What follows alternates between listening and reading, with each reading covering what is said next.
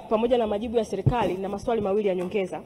Swali la kwanza, tukisema watoto tunamaanisha watoto chini ya miaka 18, na Mheshimiwa Naibu Spika, sasa hivi kuna sintofahamu kubwa sana kwenye mitandao ya kijamii, hususan mtandao wa TikTok, ambao watoto chini ya miaka 18 wamekuwa wanaonekana wanaingia live na wanafanya matendo yasiyofaa pamoja na kucheza uchi, na ili watu wanalifahamu kwa sababu watu wengi tuko TikTok. Kwa hiyo serikali inachukua hatua gani ili kuwalinda watoto hawa dhidi ya wao kufanya either, kwa sababu wengine wanalazimishwa kufanya hivi vitendo na watu wengine, cheni ni ndefu sana Mheshimiwa Naibu Spika, lakini wengine wanafanya kwa kutokuwa na ufahamu wa kutosha. Sasa serikali inachukua hatua gani kuzuia vitendo kama hivi ambavyo vingi kwa kweli vinafanywa na watoto chini ya miaka 18?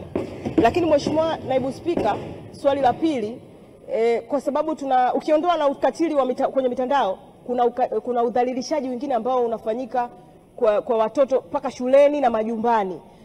Serikali sasa inapanga vipi kushirikiana na TAMISEMI ili waandae majukwaa maalumu ya watoto mashuleni ili wajengewe uwezo, wawe wanaweza kuripoti udhalilishaji na ukatili ambao wanaweza kuwa wanafanywa katika mazingira yao? Mheshimiwa Waziri. Asante sana Mheshimiwa Naibu Spika, napenda kujibu maswali mawili ya Mheshimiwa Nusrat kama ifuatavyo.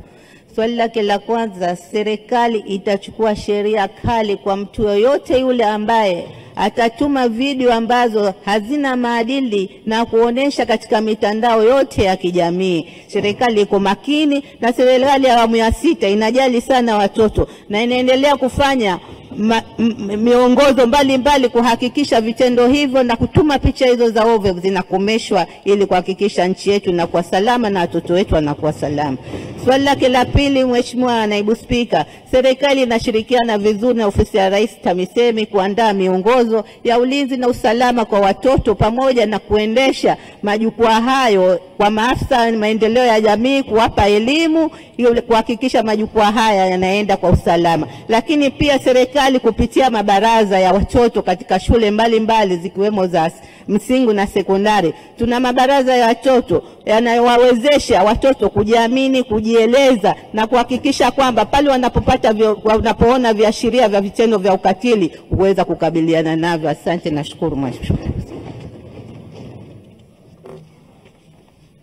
Asante Mheshimiwa Waziri.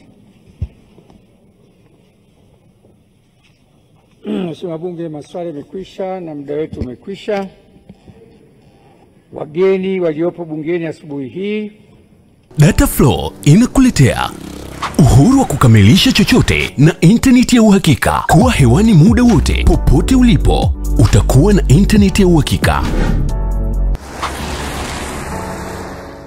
Ni salama na huunganisha kwa haraka. Ina nguvu hata sehemu zenye msongamano. Pata data mtelezo yenye kasi kwa gharama nafuu. Wasiliana nasi.